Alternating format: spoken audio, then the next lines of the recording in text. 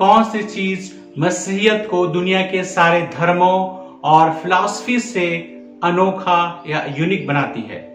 आज के समय में यदि हम देखें तो दुनिया में बहुत सारे धर्म, बहुत सारे फिलॉसफीज हैं। कुछ फिलॉसफीज परमेश्वर के अस्तित्व पर विश्वास करते हैं, कुछ फिलॉसफीज परमेश्वर के अस्तित्व पर विश्वास नहीं करते हैं। मसीहियत में ऐसी कौन सी चीज है जो मसीहियत को सारे धर्मों और फिलॉसफी से अलग बनाती है?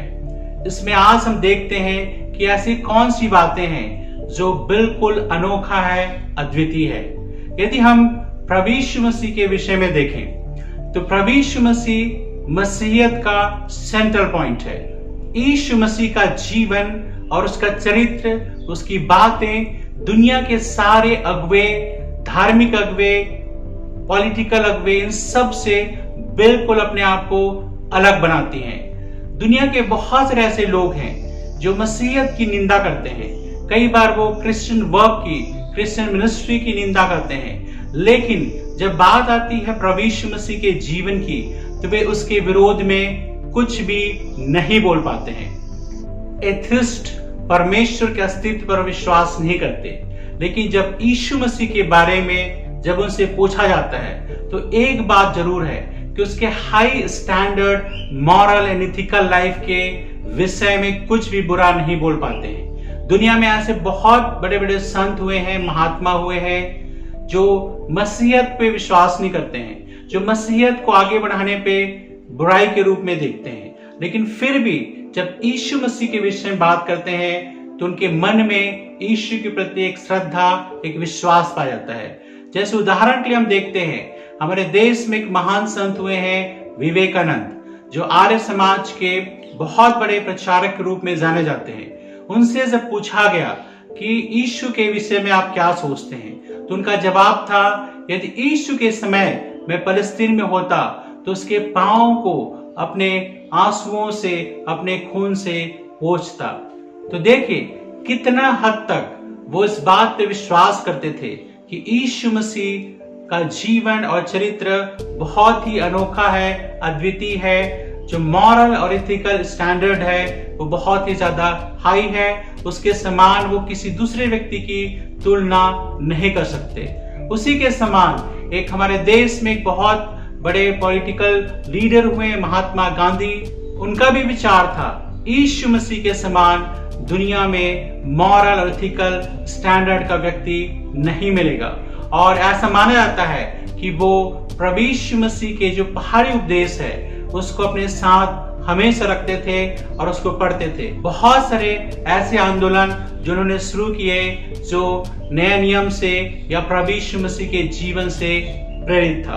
तो हम देखते हैं कि बहुत सारे बार बहुत सारे ऐसे दुनिया में नेता लोग हैं, बहुत सारे दुनिया में ऐसे अगुवे लोग हैं जो प्रभु यीशु मसीह के स्टैंडर्ड के अनुसार अपने आप को जी नहीं पाते हैं, उस हाई स्टैंडर्ड के अनुसार अपने जीवन को बना नहीं पाते हैं। इसलिए चाहे वे मसीहियत का विरोध करते हैं, लेकिन प्रभु यीशु मसीह के जीवन, चरित्र, शिक्षा का कुछ भी विरोध नहीं कर पाते हैं। आइए हम देखते हैं कि पवित्र शास्त्र बाइबल यीशु के विषय में क्या बोलती है।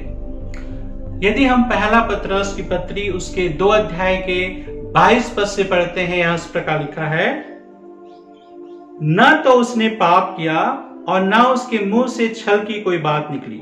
वह गाली सुनकर गाली नहीं देता था और दुख उठाकर किसी को भी धमकी नहीं देता था, पर अपने आप को सच्चे न्याय के हाथ में सौंपता था। देखिए यहाँ पे पतरस जब यीशु के विषय में लिखता है तो वहां पर कहता है कि उसने अर्थात यीशु ने कोई भी पाप नहीं किया। उसके जीवन में हम बुराई नहीं ढूंढ सकते हैं। जिस प्रकार परमेश्वर का वचन कहता है कि सबने पाप किया और परमेश्वर की महिमा से रहित हैं, लेकिन जब हम यीशु के जीवन को देखते हैं, इतना स्टैंडर्ड लाइफ उसके समान कोई नहीं हुआ। और यहाँ पर पतरस इसी बात पे जोर देता है कि उसने कोई पाप नहीं किया और उसके मुंह से कभी कोई छल की बात नहीं निकली। वह गाली सुनकर भी गाली नहीं देता था और दुख उठाकर भी बदला लेने के लिए कोई धमकी नहीं देता था, परंतु अपने आप को परमेश्वर के हाथ में सौंपता था। तो यहाँ पर परमेश्वर का वचन कहता है कि किस तरह से यीशु का जीवन और चरित्र कितना पवित्र था। न केवल पतरस लेकिन प्रभु यीशु मसीह ने स्वयं इस बात की घोषणा की और लोगों से कहा, यहूदियों से, धार्मिक अगुवों से उसने एक क्लेम को किया और वो क्लेम ये है। यदि हम यूहन्ना सुसमाचार उसके 8 अध्याय के उसके 46 वर्ष को पढ़ते हैं, यहाँ पर इस प्रकार लिखा है, तुम में से कौन मुझे पापी ठहराता है, और यदि मैं सच बोलता हूं तो तुम मेरा विश्वास क्यों नहीं करते। देखिए यहाँ पर प्रभु यीशु मसीह ने खुलेआम इस बात की घोषणा की कि तुम में से कौन है जो मुझ में कोई दोष पा सके, या तुम में से कौन है जो मुझे पापी ठहरा सके। तो यहाँ पर हम देखते हैं कि न केवल बाइबल लेकिन प्रभु यीशु मसीह ने स्वयं इस बात की घोषणा की, उसके जीवन में कुछ भी बुराई नहीं है। तो सबसे पहली बात हमको समझना है, बहुत ही उच्चतम आदर्श और नैतिक जीवन प्रभु यीशु मसीह का ये बिल्कुल दुनिया के सारे धर्म और फिलॉसफी से बिल्कुल अलग बनाता है। यीशु मसीह ने बहुत ही उच्च स्तर के नैतिक जीवन को व्यतीत किया और साथ ही साथ वो अपने चेलों से, अपनी कलीसिया के लोगों से वही उच्चतम स्तर बनाए रखने के लिए कहता है, आज्ञा देता है। जब हम पहाड़ी उपदेश को पढ़ते हैं जो पाया जाता है मत्ती सुसमाचार उसके 5 अध्याय से लेकर 7 पद में, तो यहाँ पर बताया गया कि कैसे एक विश्वासी को, एक डिसाइपल को, एक चेले को उसी किंगडम प्रिंसिपल के अनुसार जीना है जो परमेश्वर का स्टैंडर्ड है। और हम इस जगह पे हम देखते हैं कि किस प्रकार यहाँ पे जीवन जीने के तरीके को बहुत ही स्टैंडर्ड, हाई स्टैंडर्ड के रूप में माना गया है। और यहाँ पर न केवल आपका एक्शन, आपका कार्य, लेकिन जिस एटीट्यूड से, जिस मनोभाव से आप करते हैं किसी भी काम को, वो भी देखा और परखा जाता है। तो यहाँ पर न केवल आपका एक्शन, आपका काम, लेकिन आपके मनोभाव भी बहुत हद तक इस बात पे दिखाया जाता है कि आपका स्टैंडर्ड क्या है। जब हम मत्ती सुसमाचार उसके 5 अध्याय के 21 पद को पढ़ते हैं, यहाँ पर प्रभु यीशु ने कहा,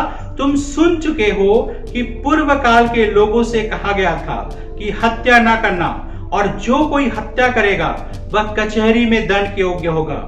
परंतु मैं तुमसे यह कहता हूं कि जो कोई अपने भाई पर क्रोध करेगा और वह कचहरी में दंड के योग्य होगा, और जो कोई अपने भाई को निकम्मा कहेगा वह महासभा में दंड के योग्य होगा, और जो कोई कहे अरे मूर्ख वह नरक की आग के दंड के योग्य होगा। यहाँ पर परमेश्वर के वचन में हम पाते हैं कि किस प्रकार पुराने समय में मूसा की व्यवस्था में ये कहा गया था कि हत्या ना करना। तो हो सकता है कि बहुत सारे लोग वास्तव में प्रैक्टिकली किसी की हत्या ना करें और वे सोचने लगे कि मैं बहुत ही पवित्र हूं और मैंने परमेश्वर के वचन का पालन किया है। लेकिन प्रभु यीशु मसीह यहीं पर नहीं रुके। यदि आपने कुछ ऐसा गलत काम नहीं किया, आपने हत्या तो नहीं की, लेकिन आप मन में भी किसी के विषय में हत्या का विचार करते हैं या उसको बुरा बनाने का विचार करते हैं, बुरा करने का विचार करते हैं, आपका एटीट्यूड ऐसा है तो वो हत्या के समान गिना जाएगा।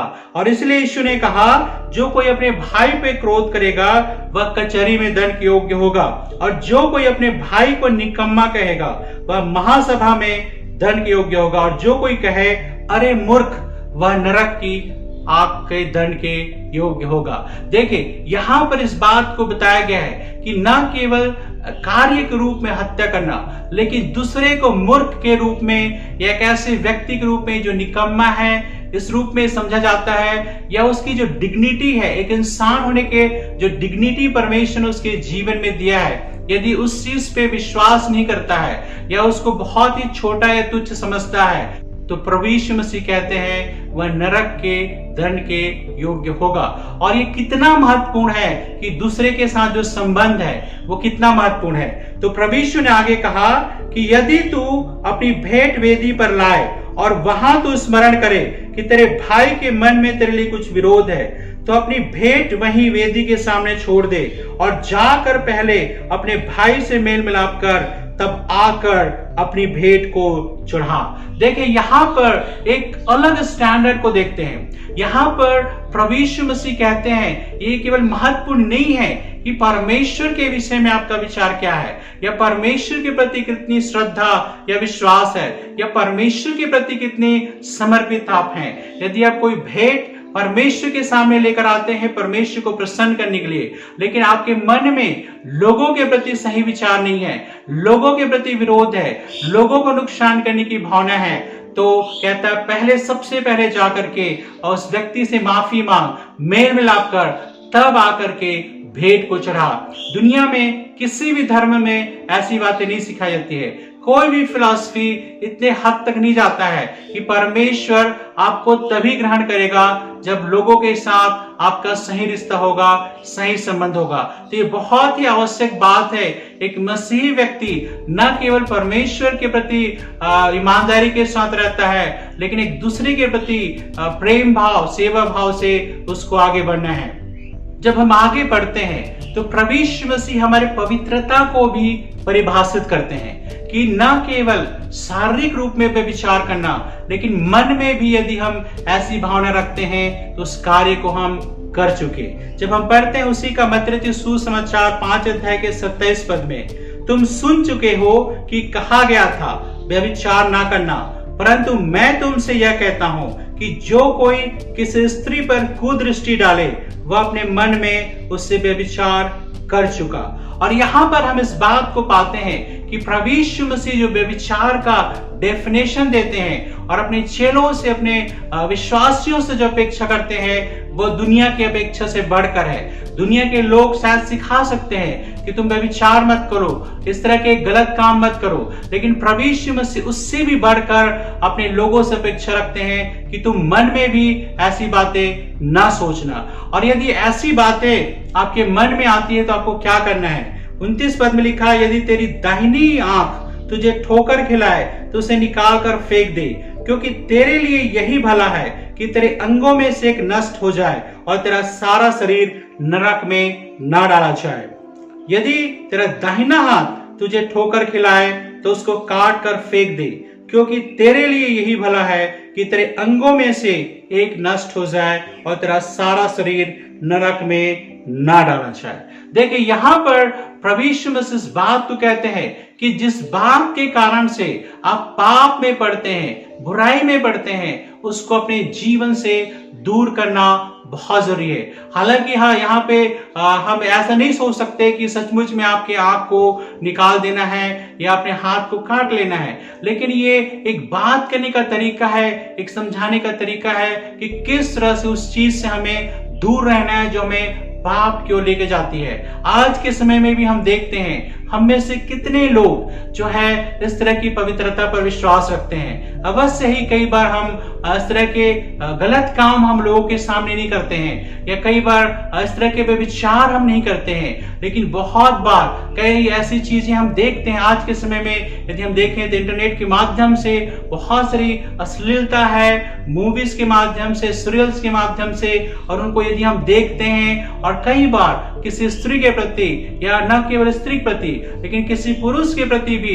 इस तरह की विचारधारा हम रखते हैं, तो कहता है हमने वे विचार कर लिया। जैसे कि मैंने पहले ही कहा था कि प्रभु यीशु मसीह का जो स्टैंडर्ड है, जो मॉरल और एथिकल स्टैंडर्ड है, वो बहुत ही हाई है, और उस हाई स्टैंडर्ड के अनुसार जीवन जीने के लिए प्रभु यीशु हमें बुलाते हैं। एक और बात प्रभु यीशु मसीह ने इस बात को सिखाने के लिए बोला। यदि हम उसका 43 वर्ष को पढ़ते हैं, लिखा है, तुम सुन चुके हो कि कहा गया था अपने पड़ोसी से प्रेम रखना और अपनी बैरी से बैर, परंतु मैं तुमसे यह कहता हूं कि अपने बैरियों से प्रेम रखो और अपने सताने वालों के लिए प्रार्थना करो। यहाँ पर देखिए, दुनिया की रीति है कि लोग बुराई के बदले बुराई देते हैं, ईंट का जवाब पत्थर से देते हैं, लेकिन यहाँ पर प्रभु यीशु मसीह ने अपने चेलों को सिखाया कि किस तरह से उनको होना है। यहाँ पे कहते हैं कोई बुराई के बदले कोई बुराई नहीं करना है, लेकिन जो आपको सताते हैं, जो आपके साथ बुरा व्यवहार करते हैं, आपके बैरी हैं उनसे प्रेम रखो और उनके लिए प्रार्थना करो। ये बहुत ही बड़ा एक कठिन चीज है, लेकिन प्रभु यीशु मसीह ने स्वयं करके दिखाया।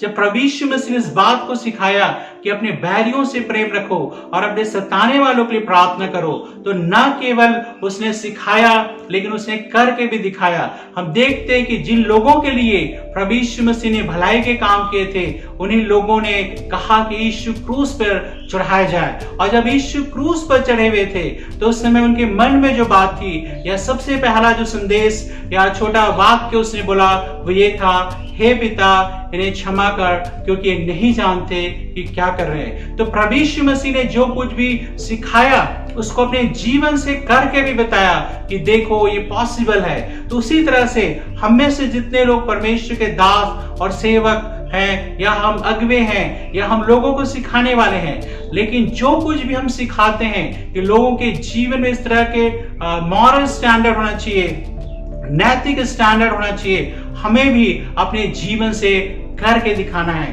क्योंकि यही चीज दुनिया के लोगों से अलग करती है। दुनिया में फिलॉसफीज की कमी नहीं है, दुनिया में धर्म की कमी नहीं है, दुनिया में ज्ञान की कमी नहीं है, लेकिन जो कमी है वो ये है कि परमेश्वर के स्टैंडर्ड के अनुसार जीना और उसके स्टैंडर्ड के अनुसार लोगों को सिखाना। और आगे प्रभु यीशु ने कहा 45 पद में, जिससे तुम अपने स्वर्गीय पिता की संतान ठहरोगे, क्योंकि वह भले और बुरे दोनों पर अपने सूर्य उदय करता है। और यदि तुम अपने प्रेम रखने वालों से ही प्रेम रखो तो तुम्हारे लिए क्या फल होगा? क्या महसूल लेने वाले भी ऐसा ही नहीं करते? और यदि तुम केवल अपने भाइयों को नमस्कार करो तो कौन सा बड़ा काम करते हो? क्या अन्य जाति भी ऐसा नहीं करते? इसलिए चाहिए कि तुम सिद्ध बनो जैसा तुम्हारा स्वर्गीय पिता सिद्ध है। यहाँ पर परमेश्वर का वचन कहता है दूसरे लोग भी इस तरह के काम अपने लोगों के साथ करते हैं, लेकिन परमेश्वर के लोग उससे भी बढ़कर हैं। वे उन लोगों से प्रेम करेंगे जो उनसे प्रेम नहीं करते, वो उन लोगों की सहायता करेंगे जो उनकी सहायता प्राप्त करने के बाद भी बुराई करते हैं, वो उन लोगों के लिए प्रार्थना करेंगे जो उनको सताते हैं। ये एक स्टैंडर्ड है, ये एक नैतिक जिम्मेदारी है आपकी और मेरी जो प्रभु के पीछे चलते। कहता है परमेश्वर के संतान का स्वभाव क्या है? कहते हैं परमेश्वर के अनुसार करना, जैसा यीशु ने किया वैसी हमें करना। यीशु कौन है? यीशु परमेश्वर के संपूर्ण प्रकाशन है। परमेश्वर जो कुछ भी सोचता है, बोलता है, जो उसके मन में है, उन सब चीजों को प्रभु यीशु ने अपने जीवन के द्वारा प्रकट किया। तो जब हम यीशु के द्वारा सिखाई गई बातों को मानते हैं और उसी स्टैंडर्ड के अनुसार, जिस स्टैंडर्ड के अनुसार यीशु ने जीवन बिताया, उनका मनोभाव था, एटीट्यूड था, वही मनोभाव और उसी के तरह काम कर करके हम उसके संतान के रूप में हो सकते हैं। और एक बात को यहाँ पे प्रभु यीशु मसीह ने कहा, जैसे तुम्हारा स्वर्गीय पिता सिद्ध है वैसे ही तुम भी सिद्ध बनो। तो यहाँ पर परमेश्वर हमसे परफेक्शन की, सिद्धता की अपेक्षा करते हैं, क्योंकि परमेश्वर सिद्ध है और वो चाहते हैं कि हम भी उसके समान सिद्ध बने। ऐसी बात नहीं है कि हम कभी भी उस लेवल तक सिद्धता को पहुंच पाएंगे, लेकिन इतना जरूर है कि परमेश्वर चाहता है उस सिद्धता को प्राप्त करने के लिए हम प्रयास करना है। तो आज के वचन में, मनन में हमने देखा कि किस तरह से जो मसीहियत है वो दुनिया के सब धर्मों से, फिलॉसफी से अलग है, क्योंकि इसमें जो परमेश्वर है, जो ईश्वर है, जो डीटी है, वो एक पवित्र है और शुद्ध है, और वो उसका मॉरल और एथिकल स्टैंडर्ड बहुत हाई है। और न केवल उसने अपने जीवन में इस बात को करके दिखाया, लेकिन वो अपने लोगों से भी अपेक्षा करता है, उसकी कलीसिया से अपेक्षा करता है उस स्टैंडर्ड को अपने जीवन में अपना करके उसी तरह से जीवन बिताएं। और परमेश्वर हमें से हर एक की मदद और सहायता करे उस लेवल को, उस स्टैंडर्ड को बनाए रखने के लिए।